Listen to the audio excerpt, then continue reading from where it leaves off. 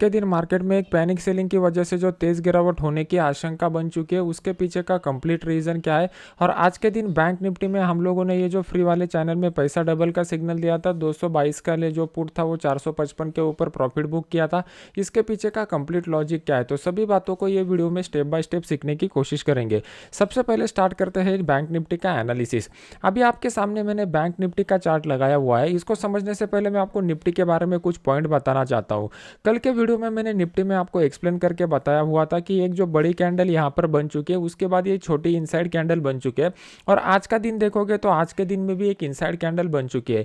मतलब यहाँ पर जो थे वहाँ पर सेलर एक्टिव थे, लेकिन यहाँ पर बायर ने अपनी ताकत आजमाइश की, लेकिन वो भी नाकामयाब रहे और दोबारा यहाँ पर सेलर्स एक्टिव हो चुके हैं। तो यहाँ पर जो अभी सपोर्ट का लेवल निकल के आ रहा है, ये बहुत ही क्रूशियल सपोर्ट का लेवल निकल के आ रहा है। जैसे ही मार्केट इस लेवल से नीचे आ जाएगा, मार्केट में एक पैनिक सेलिंग हम लोगों को दिखाई देगा, जो मार्केट को 16,900 के लेवल के नीचे भी ला सकता है। तो यहाँ पे किस तरीके से ट्रेड करना है, ये हमें समझना पड़ेगा। अभी हमारे लिए डेली चार्ट का एनालिसिस में क्लियर कट हो गया कि मार्केट में यहाँ पे हम लोगों को एक सपोर्ट मिल रहा है। 16,950 का ये क्रूशियल सपोर्ट है। इस लेवल के ऊपर मार्केट ओपन होना चाहिए, और इस लेवल के ऊपर मतलब आज के क्लोजिंग से नीचे और इस लेवल के ऊपर मार्केट ओपन होता है, और जैसे ही मार्केट ये 16,950 के लेवल को डाउन साइड की तरफ ब्रेक करता है, तो उस केस में हम लोग 16,950 का जो पुट है वो 16,950 के पुट को यहाँ पर बाय कर सकते हैं। हमारा स्टॉप लॉस आइडियली इस हॉरिजॉन्टल लेवल के ऊपर एक 5 मिनट का कैंडल क्लोज हो जाएगा तो रहेगा। हमारा टारगेट जो निकल के आ रहा है, वो पहला टारगेट हम लोग रखेंगे 16,910 का। ये टारगेट अचीव होने के बाद दूसरा टारगेट जो हमारा रहेगा वो 16,860 का दूसरा टारगेट रहेगा। ये दोनों टारगेट कल के दिन अचीव हो सकते हैं अगर मार्केट यहाँ पे फ्लैट थोड़ा सा गैप अप या गैप डाउन के साथ यहाँ पे खुलता है और फिर इस लेवल को ब्रेक करता है। तो अभी देख लेते हैं कि इंट्राडे में 15 मिनट चार्ट के ऊपर किस तरीके का सिनेरियो बन रहा है। अभी आपके सामने मैंने 15 मिनट का चार्ट लगाया हुआ है। 15 मिनट के चार्ट में अगर आप देखोगे तो पिछले 3 दिनों से मार्केट में जो एक रेंज बाउंड का मोमेंटम बन चुका है, इस रेंज बाउंड मोमेंटम को, इस लेवल को मार्केट ने मल्टीपल बार टेस्ट किया हुआ है। तो अभी ये लेवल वीक हो चुका है। तो कल के दिन हमारे लिए इंपॉर्टेंट क्या है कि मार्केट मान लो कि गैप डाउन के साथ ओपन होकर भी इस लेवल को डाउन साइड की तरफ ब्रेक करता है, तो इमीडिएट मॉर्निंग आवर में भी हम लोग सेल का ट्रेड ले सकते हैं। मान लो कि कल के दिन मार्केट जो है वो गैप अप के साथ ओपन होता है, तो गैप अप के साथ ओपन होने के बाद हमारे लिए एक इंपॉर्टेंट ट्रेंड लाइन यहाँ पर निकल के आ रहा है। अगर मार्केट इस ट्रेंड लाइन को डाउन साइड की तरफ ब्रेक करता है, तो उस केस में हम लोग 17,000 का जो पुट है, वो 17,000 के पुट को यहाँ पर बाय कर सकते हैं। हमारा जो स्टॉप लॉस निकल के आएगा, ये ब्रेकआउट का जो भी कैंडल हम लोगों को यहाँ पे निकल के आएगा, उस कैंडल का high as a stop loss हम लोग यूज करेंगे। और हमारा फर्स्ट टारगेट जो निकल के आएगा, वो फर्स्ट टारगेट ये वाला सपोर्ट रहेगा, और सेकंड टारगेट जो हमारा निकल के आएगा, ये वाला 16,950 का जो लेवल है, ये हमारा सेकंड टारगेट यहाँ पे निकल के आ रहा है। कल के दिन मैं बाइंग के लिए ज़्यादा इंटरेस्टेड नहीं रहूँगा, क्योंकि जिस तरीके से डेटा बन चुका है, जिस तरीके से चार्ट फॉर्मेशन प्राइस एक्शन हमें इंडिकेट कर रहा है, वो इंडिकेट कर रहा है कि कल के दिन सेल के ट्रेड में हम लोगों को अच्छा प्रॉफिट मिल सकता है। बाय के ट्रेड के लिए मैं क्यों इंटरेस्टेड नहीं हूँ, क्योंकि मैंने आपको ऑलरेडी बताया हुआ है। आप लोग क्या कर रहे हो, सिर्फ और सिर्फ ये वाई एक्सिस का ही एनालिसिस कर रहे हो। एक्स एक्सिस मतलब टाइम के ऊपर आप फोकस नहीं कर रहे हो, आप सिर्फ और सिर्फ फोकस जो है वो प्राइस के ऊपर कर रहे हो। इसके पीछे का मैं एक सिंपल लॉजिक आपको बता देता हूं। मान लो कि ये सपोर्ट लेवल है, सपोर्ट लेवल के करीब अगर मार्केट आता है, तो मार्केट को अगर रिवर्स होना है तो इमीडिएट मार्केट यहां से रिवर्स हो जाता है। अगर मार्केट यहां पे टाइम स्पेंड कर रहा है, जैसे कि ये सपोर्ट लेवल के करीब मार्केट ने टाइम स्पेंड किया हुआ है, तो ये इंडिकेट करता है कि यहाँ पे जो लोग बाइंग करना चाहते हैं वो एग्रेसिवली आ नहीं रहे हैं, और जिन लोगों ने भी बाय किया रहेगा वो सब यहाँ पर ट्रैप होने की हाई प्रोबेबिलिटी है। ये कंसेप्ट अगर टाइम एनालिसिस का समझ में नहीं आ रहा है तो मुझे कमेंट सेक्शन में बता दीजिए, वीकेंड के ऊपर और इसका इलिस्ट्रेशन कर देंगे या आने वाले वीडियो में कर देंगे। तो उस हिसाब से यहाँ पे मुझे सेलिंग का अपॉर्चुनिटी ज़्यादा लग रहा है, तो बाइंग के लिए मैं इंटरेस्टेड नहीं रहूँगा, और जो भी लगेगा मैं अपने इस फ्री वाले चैनल में आपको अपडेट कर दूंगा, जिसका लिंक वीडियो के नीचे है। अभी देख लेते हैं कि बैंक निफ्टी क्या इंडिकेट कर रहा है।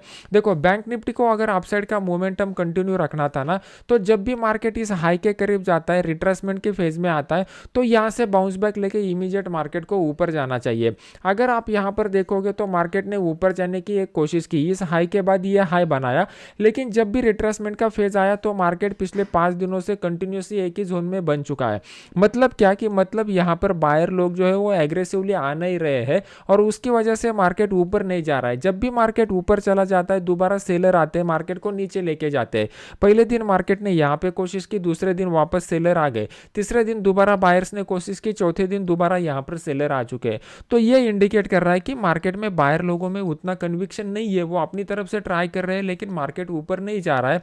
और ग्लोबल फैक्टर भी देखेंगे तो ग्लोबल फैक्टर भी अभी इंडिकेट वही नहीं कर रहे हैं कि एक बड़ा तेजी आ सकता है। तो हमारे लिए कौन सा लेवल क्रूशियल रहेगा, तो उसको समझने के लिए हमें 15 मिनट चार्ट के ऊपर जाना पड़ेगा। अगर आप प्राइस एक्शन को ठीक से समझोगे ना तो आप आसानी से ट्रेड कर पाओगे।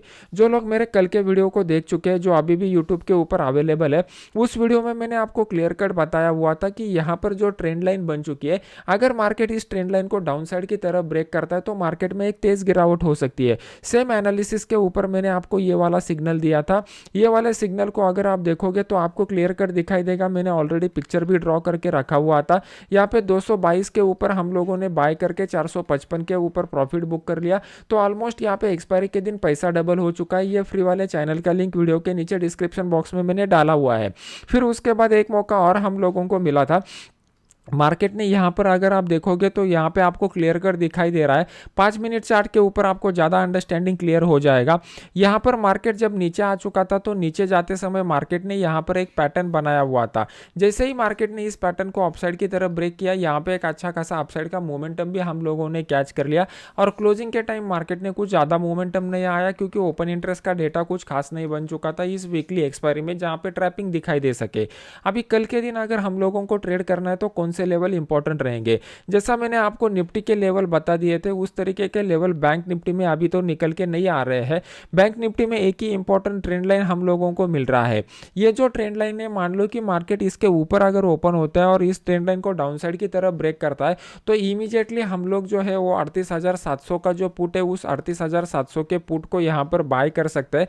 हमारा स्टॉप लॉस जो रहेगा वो इस ट्रेंड लाइन का जो ब्रेकआउट कैंडल रहेगा उसके हाई के ऊपर का स्टॉप लॉस रखेंगे। और हमारा पहला टारगेट जो निकल के आ रहा है वो 38,480 के करीब का निकल के आ रहा है।